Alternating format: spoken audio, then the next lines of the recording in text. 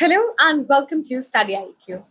मैं दिव्यांशी श्रीवास्तव और आज मेरे साथ इस इंटरव्यू सेशन में जुड़े हैं रचित गोयल जी, जिन्होंने यूपीपीसीएस 2020 एग्जामिनेशन को क्लियर किया है और इनका चयन सीडीपीओ पोस्ट के लिए हुआ है। बहुत बहुत बधाई रचित जी। Thank you Divyanshi. कैसी फीलिंग है रचित जी, फर्स्ट अटेम्प्ट में इतना प्रेस्टिजियस एग्जामिनेशन क्लियर किया है आपने? एक्चुअली मेरे लिए भी थोड़ा सरप्राइजिंग था और अभी तो काफी मिक्स्ड इमोशंस हैं, but overall I am happy. रचित, हम आपकी बारे में थोड़ा सा जानना चाहते हैं कि आपकी जर्नी शुरू कैसे हुई यूपीपीसीएस के लिए? एक्चुअली जो मेरी जर्नी शुरू हुई वो ग्रेजुएशन से ही मैंने यूपीएससी के लिए प्रिपरेशन स्टार्ट किया था। और मेरा जो एम था वो ये था कि जो मिनिमम एलिजिबल एज है 21 ईयर्स की, उसके साथ साथ मुझे सिविल सर्विसेज को क्रैक करना था। तो मेजरली प्रिपरेशन मैंने यूपीएससी की ही की थी, सिविल सर्विसेज की, और साथ साथ मैंने 21 के बाद फर्स्ट अटेम्प्ट इसका भी दिया था, यूपीपीसीएस का। तो उसमें फिर यूपीपीसीएस का प्रीलिम्स क्लियर हुआ तो फिर थोड़ा यूपी के लिए ज़्यादा पढ़ा, यूपी की चीज़ें पढ़ी, यूपी के फैक्ट्स पढ़े, और फिर मेंस और फिर इंटरव्यू। रचित, क्या स्ट्रैटेजी थी आपकी? आपने बताया जैसे कि फर्स्ट अटेम्प्ट में आपने इस एग्जामिनेशन को क्लियर किया है। तो स्ट्रेटेजीज में मेजरली मैं अपनी गलतियों पर फोकस करूंगा। तो आई थिंक एस्पिरेंट्स को वो जाननी ज़्यादा ज़रूरी होती हैं। तो उसमें जो मेरा प्रिपरेशन फेज था अप टू द प्रीलिम्स, इसका प्रीलिम्स जो है वो यूपीएससी के 1 वीक बाद में था, 2020 में। तो उस टाइम तक मैं थोड़ा सीरियस कम था और मुझे लगा नहीं था कि मैं एक्चुअली क्वालिफाई कर पाऊंगा यूपी पीसीएस का प्रीलिम्स। सो मैंने सिर्फ यूपीएससी के लिए ही प्रिपेयर किया था, और प्रीलिम्स में मैंने सब कुछ फैक्ट्स पर भी ज़्यादा ध्यान दिया था। यूट्यूब वीडियोस तो काफ़ी हेल्पफुल रहती हैं, क्योंकि आप एकदम से स्पेशली बुक्स या नोट्स तो नहीं बदल सकते हो किसी और एग्ज़ाम के लिए। तो लेकिन मेरा मेजर फोकस यूपीएससी के लिए था, और जो मैंने यूपी स्पेसिफिक जो यूपी के फैक्ट्स होते हैं उनको थोड़ा सा इग्नोर किया था। तो प्रीलिम्स जब हुआ तो मेरा उसमें प्रीलिम्स में थोड़ा मार्क्स कम थे, आई डोंट नो एग्जैक्टली कितने थे बट कम थे। तो उसमें मैंने प्रीलिम्स स्पेशल पोस्ट के लिए क्वालिफाई किया जो सीडीपीओ थी। बट फिर when I qualified prelims I was very happy, and I got to know it later. कुछ रिवाइज लिस्ट आई थी बट मैंने उसको देखा नहीं था। So I got an email from the commission that it is the last day to fill the mains form and you haven't filled it yet. So I got to know from that कि मेरा prelims actually clear हो गया है, क्योंकि मेरा revise list में नाम था जो शायद 2-3 दिन बाद आई थी या कुछ भी है, वो मैंने देखी नहीं थी। So there was only 49 days for me to prepare for the mains, and then I started to prepare for the mains, जिसमें मैंने यूपी स्पेसिफिक काफ़ी चीज़ें पढ़ी। रचित, हम प्रीलिम्स और मेंस की जो बेसिक स्ट्रैटेजी होती है उसकी तरफ हम आएंगे, लेकिन मैं आपसे ये प्रश्न पूछना चाहती हूँ कि जैसे आपने बताया कि आप यूपीएससी की तैयारी कर रहे थे and then you have also attempted this examination of UPPCS and you have finally cleared it with flying colours. क्या बातों का ध्यान रखना है उन एस्पिरेंट्स को जो यूपीएससी की भी तैयारी कर रहे हैं और यूपीपीसीएस का भी एग्जामिनेशन दे रहे हैं? बिल्कुल। तो देखिए 2018 से अगर आप पैटर्न देखें, प्रीवियस ईयर क्वेश्चन पेपर्स का एनालाइज करें, तो 2018 से यूपीपीसीएस ने एग्जैक्टली यूपीएससी को ही कॉपी कर लिया है। चाहे वो नंबर ऑफ पेपर्स और उस सब पैटर्न की बात हो या फिर टाइप ऑफ क्वेश्चंस की बात हो, तो यूपीएससी और यूपीपीसीएस में ऑलमोस्ट 70% ओवरलैप है। मतलब आपकी यूपीएससी की तैयारी यूपीपीसीएस में आपको 70% सब कवर करके देती है। जो 30% बचता है वो होता है थोड़ा सा फैक्चुअल एनालिसिस, और एक हिंदी काफी मेजर पार्ट है मेंस के लिए, और यूपी स्पेसिफिक फैक्ट्स। कोई भी स्कीम है वो स्टेट की अलग स्कीम है, वैसे तो सेंट्रल और स्टेट में गवर्नमेंट सेम है, तो पीएम स्कीम ज्यादातर सीएम स्कीम के नाम से आपको सेम मिल जाती है। तो ये ट्रिक है वैसे तो। और बाकी सब भी स्कीम्स वगैरह, और जो थोड़ी थोड़ी छोटी छोटी वीडियोस होती हैं यूट्यूब पर, वो काफ़ी हेल्पफुल हैं। तो मेजरली 70% सब कुछ सेम है सिंस 2018। और कुछ ये 3-4 बातें हैं जो आपको ध्यान रखनी चाहिए।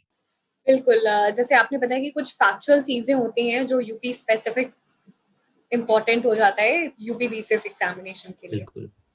रजत, अब हम डिटेल स्ट्रैटेजी की तरफ आते हैं और जैसे हम कहते हैं कि प्रीलिम्स और मेंस के लिए एक इंटीग्रेटेड अप्रोच रखना है, तो उस इंटीग्रेटेड अप्रोच को आप थोड़ा सा एक्सप्लेन करें कि आपके एक्सपीरियंस से वो क्या इंटीग्रेटेड अप्रोच रहा।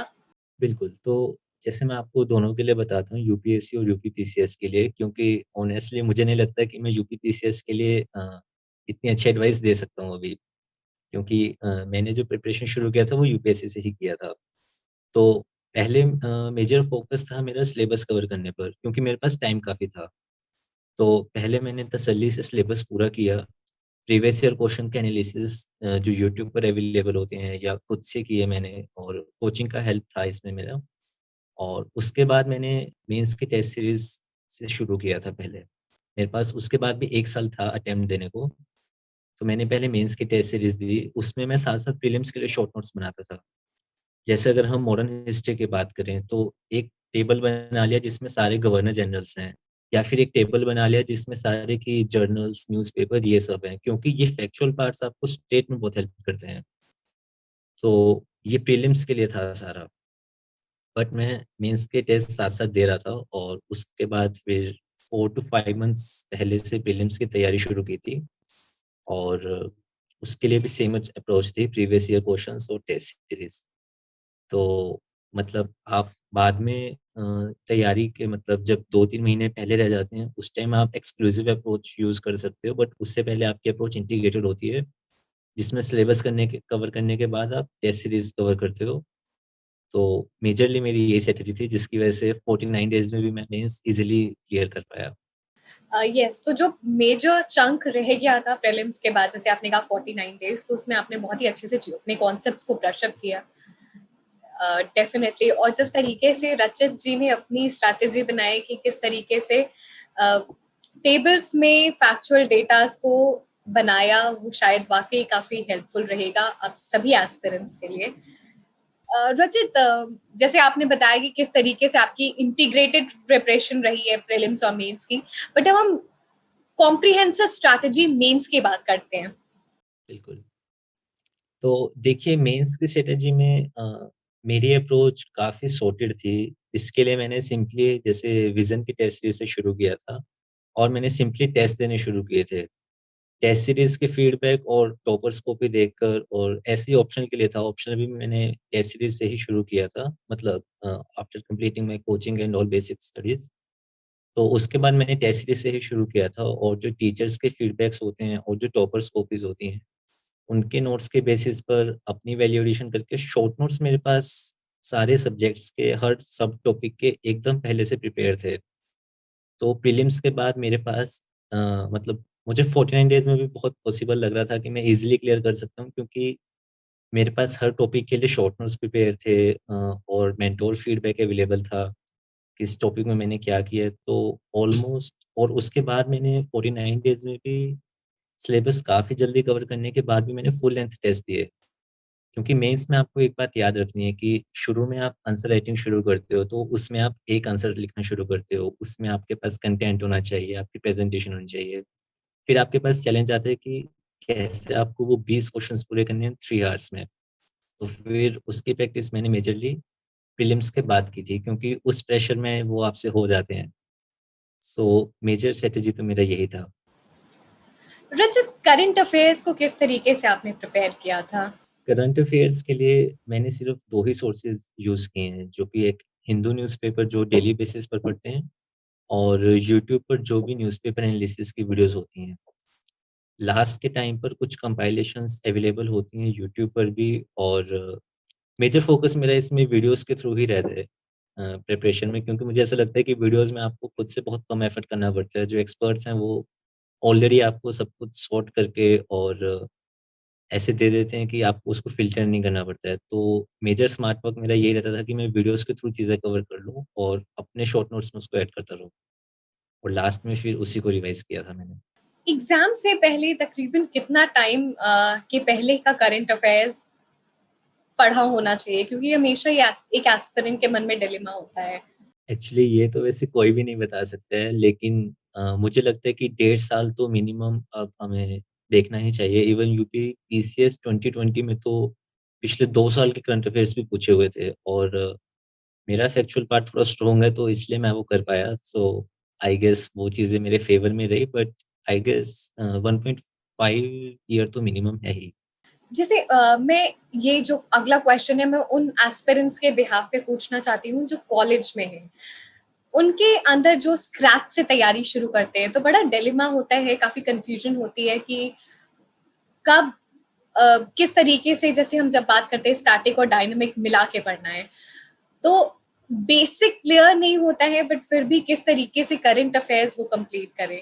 तो कॉलेज स्टूडेंट्स के लिए आपको बेसिकली मुझे ऐसा लगता है कि जितना इसमें आप जल्दी प्रिपरेशन शुरू करते हैं उतना आपके लिए बेटर होता है। तो मैं सबको ये कहता हूँ कि पहले आप अपनी टाइमलाइन बनाइए। जैसे मैंने सोचा हुआ था कि मैं लास्ट के 1 साल में टेस्ट सीरीज़ दूँगा और 1 साल फिर पहले मैंने कोचिंग और वो सब कर लिया था, तो 2 साल का टाइम मैंने अच्छे से लिया था। और उससे आधा साल पहले मैंने खुद से एनसीईआरटीज़ और बेसिक बुक्स कवर करनी शुरू की थी और उसमें न्यूज़पेपर पढ़ना शुरू किया था। तो जो आपका मेजर वो 1.5 इयर्स वाला विंडो है, अगर आप उससे 6 महीने पहले से न्यूज़पेपर शुरू कर रहे हैं, तो थोड़ा बहुत आपको खुद से समझ आने लग जाता है 6 महीने बाद कि एक्चुअली आप सही ट्रैक पे जा रहे हो, आप कर सकते हो। या मतलब 6 महीने बाद से आप थोड़ा नोट्स वगैरह भी आप बनाना शुरू कर सकते हो, but I guess 6 months are minimum for you to start, like to cover the basics and all that stuff. Uh, Rachit, जो पिछला क्वेश्चन पूछा उसी के कंटिन्यूएशन में मेरा अगला प्रश्न भी है। जब एक कॉलेज स्टूडेंट है या फिर एकदम फ्रेशर है जो तैयारी शुरू कर रहे हैं, स्टैटिक पोर्शन शुरू किया और साथ ही साथ उनको न्यूज़पेपर रीडिंग भी करना है। फॉर एग्जाम्पल वो पॉलिटी पढ़ रहे हैं बट उनके पास न्यूज़ आ गया है किसी इंटरनेशनल रिलेशंस का या फिर कोई जियोग्राफिकल फिनोमिना है। इन करंट इवेंट्स को वो किस तरीके से सप्लीमेंट करें, क्योंकि उनका बेसिक क्लियर नहीं है इन दोनों सब्जेक्ट्स के, अगर हम इंटरनेशनल रिलेशंस या ज्योग्राफी की बात करें। बिल्कुल, ये डिलेमा आता है, मैं इसीलिए वो 6 मंथ्स विंडो की बात कर रहा था। तो इसके लिए मैंने खुद भी मुझे ये प्रॉब्लम सबसे ज़्यादा आई थी और स्टार्टिंग में यही डाउट रहता है कि कब न्यूज़पेपर शुरू करना है। तो आप एक्सपेक्ट नहीं कर सकते हो कि जो वो 1.5 क्रूशियल मंथ्स है आपके, उसमें आप डेमो से शुरू करोगे कि आज पहली बार न्यूज़पेपर देखते हैं। उसमें स्टार्टिंग में वरना आपको टाइम भी काफ़ी लगता है न्यूज़पेपर कवर करने में। तो ये जो चीज़ें हैं ये आपकी यूट्यूब से सबसे अच्छे से सॉल्व हो सकती हैं। मैं ऐसा करता था कि मैं दिल्ली में ही रहता था उस टाइम अपने प्रिपरेशन फ़ेज़ में, तो मैं मेट्रो में आता-जाता हुआ वीडियोज़ देखता था। जैसे आप स्टडी आईक्यू की वीडियोज़ देख सकते हैं या कुछ भी ऐसे जो आपको सप्लीमेंट करता है। स्टडी आईक्यू की सबसे अच्छी बात है जैसे वो इश्यू स्पेसिफिक वीडियोज़ देते हैं, तो आप उसको कवर कर सकते हो या फिर कुछ जगह पर अ, न्यूज़पेपर का पूरा एनालिसिस वीडियोज़ आजकल अवेलेबल होती हैं, आप उसे सप्लीमेंट कर सकते हो। ऐसे छोटे-मोटे टाइम्स में जैसे आप मेट्रो में आ रहे जा रहे हो या कोई भी आपके जो लेज़र टाइम होता है उसमें आप ये सब कवर कर सकते हो, आपका धीरे-धीरे बेस अपने आप बन जाता है। तो ये काफ़ी अच्छा क्वेश्चन है और ये काफ़ी ज़रूरी होता है ऐसा करना, वरना एक्चुअली में आप न्यूज़पेपर नहीं पढ़ पाते हो ठीक से, जो हमें चाहिए होता है। अभी आगे बढ़ते हैं और बात करते हैं आपके ऑप्शनल्स की। तो आपने क्या ऑप्शनल लिया था और कैसे तैयारी ऑप्शनल्स की थी? तो मेरा ऑप्शन सोशियोलॉजी था और इंग्लिश मीडियम से ही मेरा अटेम्प्ट है जैसे। तो इसका प्रिपरेशन मैंने दिल्ली से ही शुरू, मतलब दिल्ली में ही कोचिंग ली थी मैंने इसके लिए। और प्रिपरेशन स्ट्रेटेजी एकदम सेम थी जैसे मेंस के लिए बाकी सब्जेक्ट्स की थी। पहले मैंने अपना कोचिंग नोट्स और जो टॉपर्स वीडियोज़ होती हैं या प्रीवियस ईयर क्वेश्चंस, उन सब से एक अपने नोट्स बनाए थे और टेस्ट सीरीज़ के थ्रू शुरू किया था। टेस्ट सीरीज़ मैंने मेंस की टेस्ट सीरीज़ के साथ ही दी थी इसकी। मतलब प्रीलिम्स से पहले मेरा मेजर टारगेट था कि मेरे पास मेंस में जीएस के, ऑप्शनल के और एसए के टेस्ट भी सॉल्व हों सारे और सारे टॉपिक्स के शॉर्ट नोट्स अवेलेबल हों। तो वो सब मैं फुलफ़िल कर पाया था प्रीलिम्स से पहले। तो इसमें भी मेरी स्ट्रैटेजी यही थी कि बेसिक बुक्स और एनसीईआरटीज़ और जितनी भी सब चीज़ें होती हैं, उसके लिए मैंने स्टैंडर्ड अप्रोच रखी थी एकदम। मेजर फ़ोकस मेरा हमेशा टेस्ट सीरीज़ पर रहा था कि मैं कैसे टेस्ट से सप्लीमेंट कर सकूँ और पीयर रिव्यू से, आंसर राइटिंग एंड ऑल से, ये सब मैंने पहले ही कर लिया था। मतलब आपका प्रीलिम से पहले ये सब चीज़ें होनी चाहिए। रचित, आपकी जर्नी की बात करें तो नोट मेकिंग बहुत ही इंस्ट्रूमेंटल पार्ट लगता है। किस तरीके से नोट्स बनाने हैं जो एस्पिरेंट है, चाहे ऑनलाइन हो चाहे ऑफलाइन, बट इश्यूज को किस तरीके से कम से कम वर्ड्स में नोट्स के फॉर्म में बनाना है? ये प्रॉब्लम मेरे साथ भी आई थी और बाकी एज ग्रुप्स का तो पता नहीं, बट जब आप स्कूल से निकलते हो या कॉलेज के स्टार्टिंग फेजेस में होते हो, फर्स्ट ईयर, सेकंड ईयर, तो आई गेस आपको आदत होती है कि सब कुछ आप नोट करो या कुछ छूट ना जाए, वो थोड़ी-सी स्कूल वाली आदत तो रहती है। सो इसके लिए जो मेरा अप्रोच था वो ये था कि जब मैं चीज़ें पहली बार पढ़ता था, जैसे मान लो मैं कोचिंग में हूँ या कोई मैं यूट्यूब वीडियोज़ देख रहा हूँ, तो मेरा फ़ोकस रहता था कि मैं मल्टी कलर पेन से चीज़ें इंटरेस्टिंग बनाने के लिए सब कुछ नोट करूँ।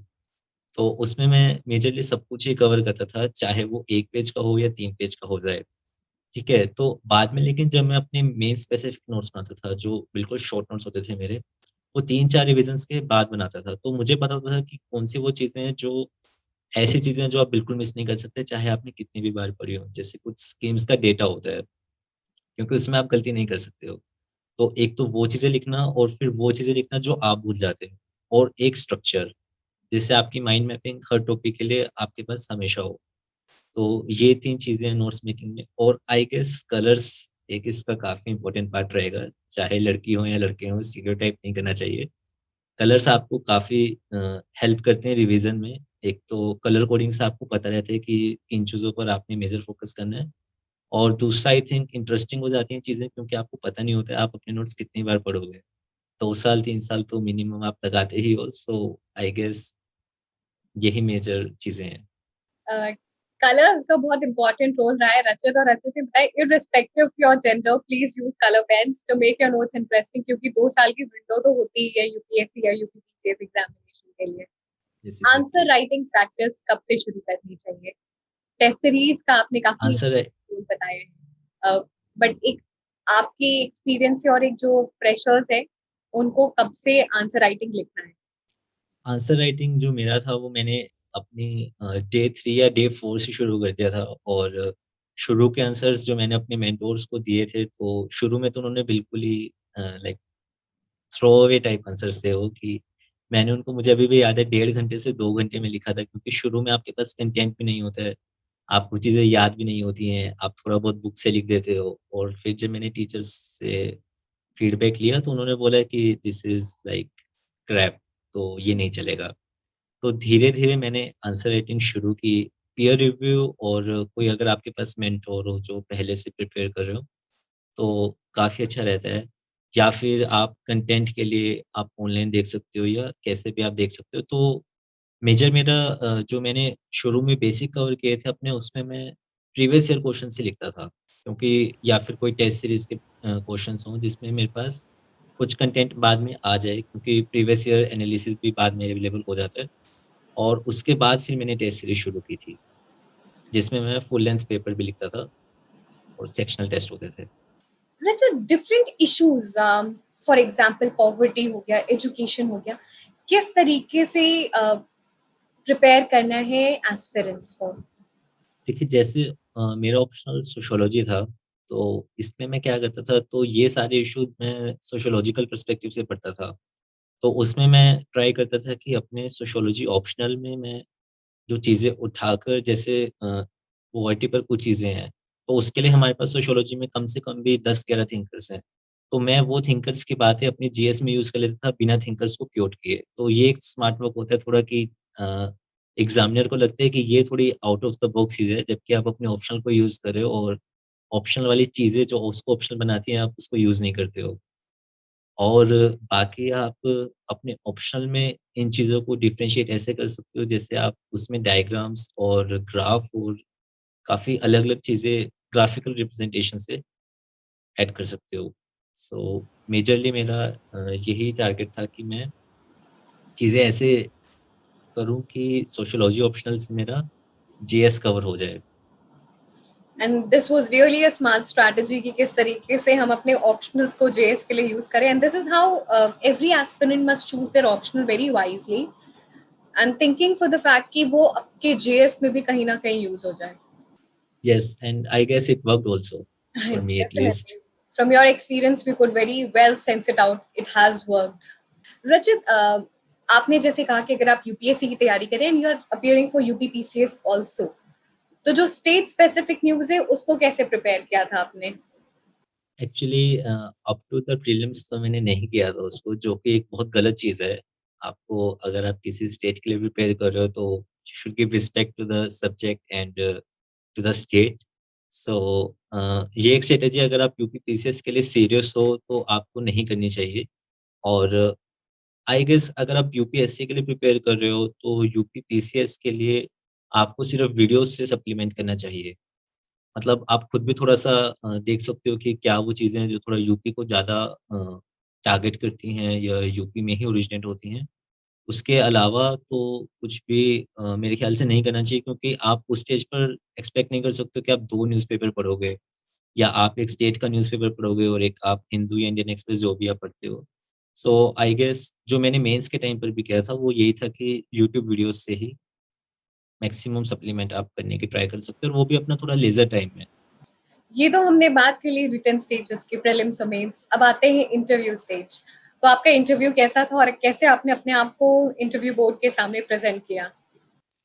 एक्चुअली इंटरव्यू भी काफ़ी एक यूनिक एक्सपीरियंस था, क्योंकि आई गेस 20 या 21 को रिज़ल्ट अनाउंस हुए थे और 23 या 24 को डेट्स आई थी इंटरव्यू की, और मेरा पहले दूसरे ही स्लॉट में था इंटरव्यू। तो 1 हफ्ते का ही टाइम बचा था मेरे पास, उसमें सब कुछ करना था, और इंटरव्यू के लिए मैंने सिर्फ़ 2 से 3 मॉक्स ही दे पाया था मैं।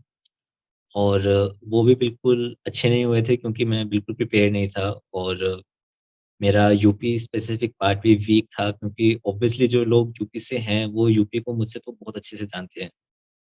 तो आई गेस उसमें जो भी टॉपर स्ट्रेटजीज़ होती हैं, जो यूट्यूब पर टॉपर्स वीडियोज़ अवेलेबल हैं, और मेरा भाई खुद एक आईएएस है, सो उसकी जो भी टिप्स थी, मैंने सिर्फ़ उसको फ़ॉलो किया था, और I was just being honest there. And board से थोड़ी बातचीत के बाद उन्होंने ये बोला कि you are one of the youngest here, so we kind of like it, and उसके बेसिस पे आई गेस, और ऑप्शनल के मेजर क्वेश्चंस थे, तो उसके बेसिस पे मेरा इंटरव्यू मुझे ऐसा लगता है कि काफ़ी अच्छा हुआ था। मिनिमम प्रिपरेशन और मिनिमम टाइम में I guess it was a very good interview. Can you share some few questions which were put up to you during your interview? अ जैसे शुरू में ही मुझसे टाइप्स ऑफ मैरिजेस पूछा हुआ था जो हिंदू मैरिजेस हैं, और ये काफ़ी क्लीशे क्वेश्चन है। मैंने भी जब इंटरव्यू की प्रिपरेशन स्टार्ट की थी तो पहली बार ये क्वेश्चन सुना था, हिंदू मैरिजेस, क्योंकि यूपीएससी के सिलेबस में ये नहीं है, और मैंने सुना था कि सोशियोलॉजी ऑप्शनल वालों से सबसे ही ये क्वेश्चन पूछते हैं। और like I entered and I sat down and it started with the same question, that is types of marriages, and the board chairman asked it. So after that I explained, और उन्होंने पूछा कुछ changing trends के बारे में, तो काफ़ी चीज़ें बताने के बाद मैंने होमोसेक्सुअल मैरिजेस बताया, और उस पे काफ़ी डिबेट शुरू हो गया था वहाँ पर। मतलब लाइक 2 और 3 board members were grilling me like anything, like how can you support this? This is quite unnatural, this is against the nature. And so I was listening and I was listening, and I said that it was my opinion, and history also supports this. Like there are images in the Indian temples also, and this could be a discourse which is made by Britishers, but I'm in the support. Then he was going on criticizing me, so the chairman interfered then कि कोई बात नहीं, वो चलो आप ऐसा कह सकते हैं कि unnatural by nature but natural by supreme court. So I said yes sir exactly, but मैंने उनको कहीं भी किसी भी स्टेज पर अपोज नहीं किया था। और उसके अलावा भी रूटीन क्वेश्चन थे, जैसे डाइवोर्स पर क्वेश्चन था उसके बाद, और उसके बाद केस स्टडीज में उन्होंने अम्बाला सुन के और मेरी ग्रेजुएशन सुन के पंजाब में ड्रग केसेस के बारे में पूछा था, और अगर आप एसडीएम होते हो तो ड्रग ड्रग अब्यूज़ को पंजाब में कैसे हैंडल करोगे, and all that stuff. Rachit, we had a very comprehensive insight of your journey और आपने भी बहुत ही डिटेल्ड वे में शेयर किया। क्या मैसेज आप देना चाहते हो उन एस्पिरेंट्स को जो यूपी पीसीएस एग्जामिनेशन को टारगेट कर रहे? थैंक यू दिव्यांशी, और थैंक यू स्टडी आईक्यू की पूरी टीम को, जो इतना एफर्ट्स डालते हैं, और स्पेशली जो भी यूट्यूब कंटेंट होता है उनका। तो एस्पिरेंट्स के लिए मेरे पास एक ही मैसेज है कि अगर तो पहले तो आप अपना टारगेट बनाइए कि आपको क्या करना है, और उसके बाद अपनी स्ट्रैटेजी डिटेल बनाइए कि आपको कब क्या करना है। मतलब आपके पास एक माइंड मैप होना चाहिए कि 3 टू 4 मंथ्स बैक आप प्रीलिम स्पेसिफिक हो जाओगे, और कब आप अपनी मेंस की टेस्ट सीरीज़ दोगे, प्रीलिम्स की टेस्ट सीरीज़ दोगे।